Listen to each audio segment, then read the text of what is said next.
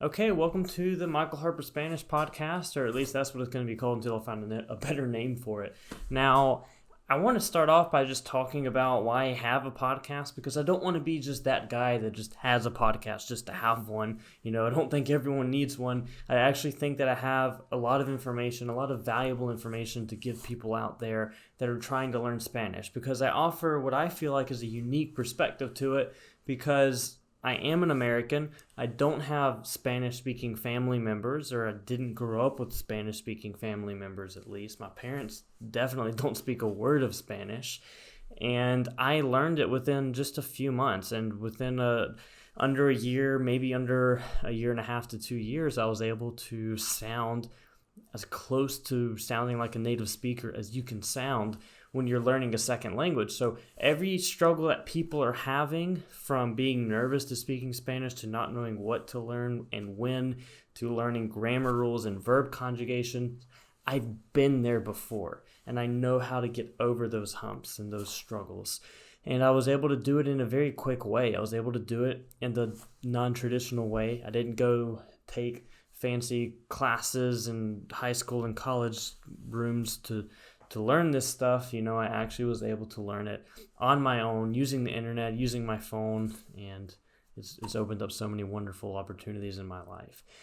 Speaking of, you might see Mila in the background, by the way. I'm sorry. She's just she was banging on the door trying to get in here when I was trying to film this thing, so I had to let her in. So now she's calm and quiet. But speaking of learning Spanish, this episode is really to talk about grammar, because so many people ask me about grammar rules and they want to know about specifics of it and what to learn grammar-wise, and people just want to know grammar in general. And I'm here to say that while grammar is not a bad thing, I don't focus on it first, and I don't recommend that you start diving into books and literature learning grammar rules in Spanish, because that's the mistake that so many people make. That's the mistake that college classrooms and high school Spanish classrooms make, is they try to teach grammar first, and then they try to teach you how to use and speak the language. It should be completely backwards. Why is it that babies are able to learn a language so quickly, yet we struggle so much? And we're supposed to be smarter than babies, right? It's because babies focus on using and speaking and immersing themselves in the language first, and then they worry about stupid grammar rules afterwards. Not that I'm, anti-grammar. I actually think it's quite interesting once you get to feel comfortable with the language. But think about it. When we learned English, which is our native language, or whatever your native language is, that for you who's watching this, when I learned English as a baby, I don't remember learning English. And it wasn't until I was in maybe second, third, maybe even middle school, sixth grade or whatever, when I started to learn grammar rules. That's when they started to talk about subjects and nouns and all these sentence structures and whatnot, when you have to figure that out after. So obviously, when the experts of language learning are babies, these babies are literally the experts in the world of learning languages. They didn't even realize that they were doing it. They learn grammar second. So they focus on using the language first, and then they think about, nouns, subjects, verb conjugations.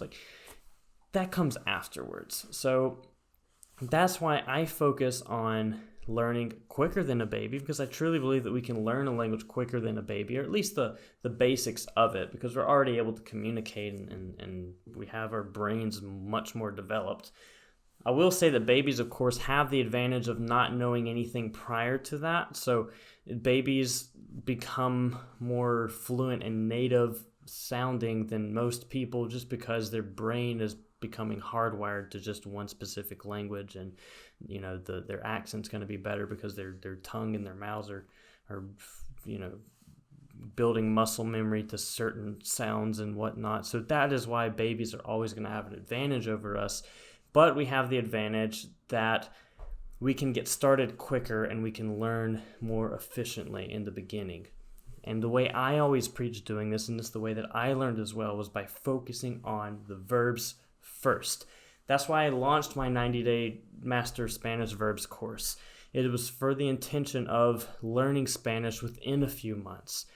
Now, I am working on a grammar course, and it's not just to throw courses out there and make money. It's to help people who struggle with this stuff, people who aren't able to learn Spanish in the traditional setting.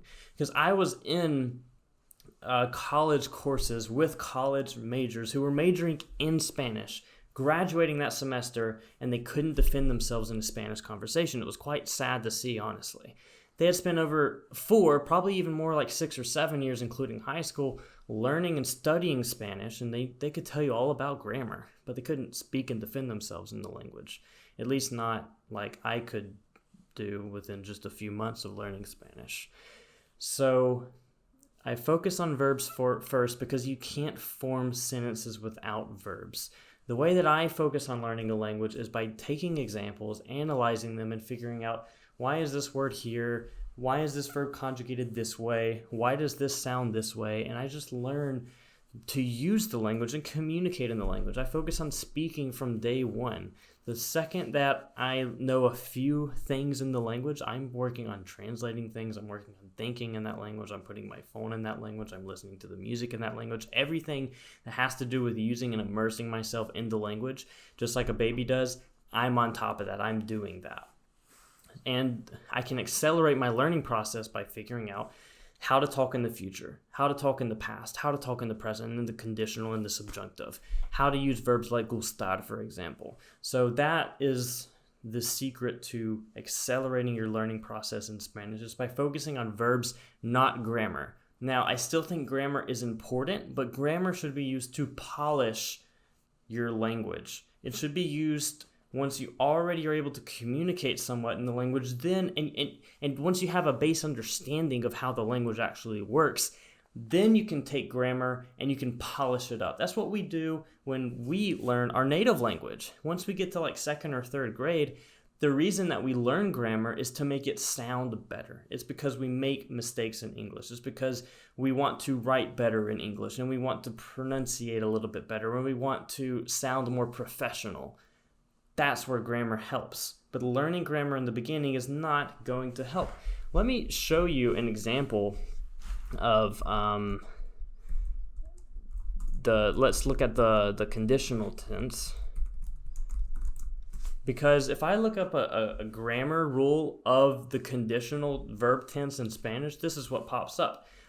The conditional tense, or el condicional, or el pospretérito in Spanish, whatever that means, is used to talk about hypothetical situations and probabilities to make polite requests. Okay, like what? I get it. All right, hypothetical situations, something that probably will happen, and to make polite requests. Guys, all that the conditional tense is the word would. I would like to do this. I would like you to pass me a napkin. I would go to the store, but I'm tired. I would do something. That word would is all you do. And all you have to add to the end of a verb is the RIA ending. That's all it is. That's why whenever I teach Spanish, because I've had to learn this stupid stuff before, I've had to look up these stupid grammar rules and go, what is it really? Like, let's break this down. Don't give me the explanation of the language and why this is the way it is. I don't care about who founded this rule. Just tell me what it is, how to use it, and then I'll look up this other stuff later. So whenever I teach courses and teach Spanish or anything to do with it, I just tell you how it is. I just say the conditional tense is not, yes, it's used to talk about hypothetical situations and probabilities to make polite requests. Sure, when you break it down that way. All it is just the word would. So whenever I talk and teach about the past, present, future, conditional, whatever, that's what I'm worried about. I treat grammar more as, word sentence structure, where to put adjectives, the little fine details that even native speakers have to learn along the way. Nobody speaks a language perfectly. I don't speak English perfectly. I make tons of mistakes all the time. Spanish speakers do the same thing. And that's why I don't like to stress about grammar and being a perfectionist in the beginning. I actually try to make as many mistakes as possible when I'm learning a language. And I want you to do the same. So when you're out there learning Spanish and you're practicing it today, I want you to focus on making as many mistakes as possible. And if you find yourself focusing and worrying about grammar rules, I want you to stop. I want you to go have a conversation with someone. I want you to break it down and figure out why something is the way that it is, and then you'll be able to learn better and more efficiently. I also want to mention that if you're interested in learning the verbs and learning every single verb tense within just 3 months, you can join the waitlist for my Master Spanish Verbs in 90 Days program. That link is going to be in my website. So if you go to michaelharperspanish.com, you'll see the Master Spanish Verbs program. You can click on Learn More, and then you can join the waitlist for that. The next registration period is going to be at the beginning of April, so you'll have a week to register at the beginning of April. The reason I do that is just so that I can have all of my students learning at the same pace. It's an amazing program. I've gotten amazing feedback on it so far from the people that have taken it, so really excited about that one.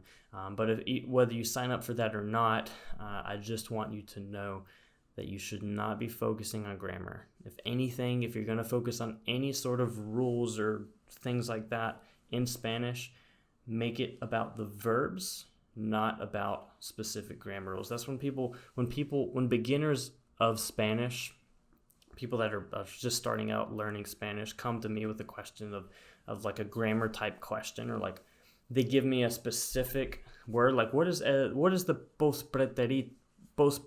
pospretérito mean? I can't even say the word. And I'm like, what is that? Just back up for a second. Give me an example. And then they give me an example, and then I'm like, okay, now I can break it down for you. And I can tell you to completely forget about the grammar rule you learned in your book or whatever you read. Here's how it is. Here's how to use it. So hope this helped.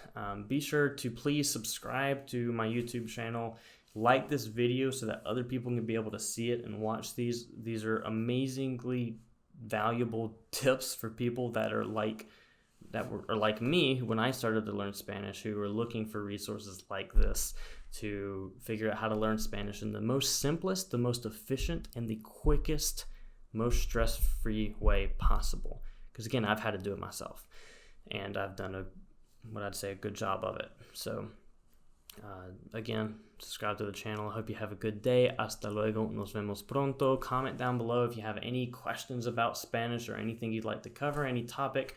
We're going to have a lot of fun things coming in this podcast. The reason for me making it is to get native speakers on here to give you tips and simplify Spanish in general, make you feel better about yourself, work on your confidence building in Spanish, and just overall, I want this to be the best Spanish learning resource on the planet. So, see you guys later. Nos vemos pronto. Ciao.